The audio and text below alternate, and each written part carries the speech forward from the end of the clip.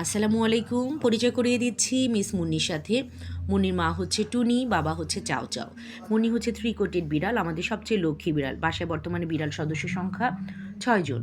তার মধ্যে হচ্ছে মুন্নি সবচেয়ে শান্তশিষ্ট মেয়ে বিড়াল। এর বয়স 1 বছর প্লাস। আজকে কাহিনী একটা আপনাদের সাথে শেয়ার করছে, যেটা মুন্নির সাথে হয়েছে। আল্লাহর কাছে কোটি কোটি শুকরিয়া, আল্লাহ তাআলা ওকে রক্ষা করেছেন।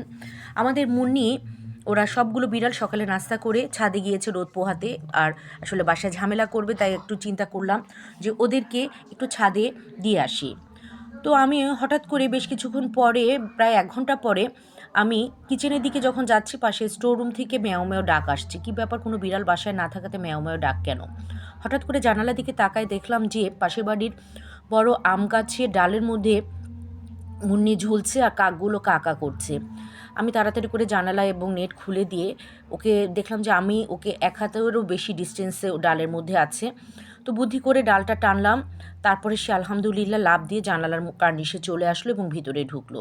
আল্লাহর কাছে শুকরিয়া যে মুন্নির কোনো ব্যথা পায়নি, ও আলহামদুলিল্লাহ ভালো আছে।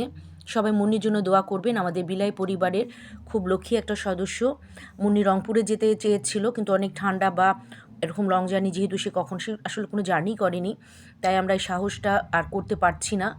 তো এই হচ্ছে আমাদের মুন্নি। সামনে ওদের বিভিন্ন অ্যাক্টিভিটিস আপনাদের সাথে শেয়ার করব। মুন্নি, সবাইকে আল্লাহ হাফেজ বলো বাবা। মুন্নু, আমার মন্টুস, মন্টুস।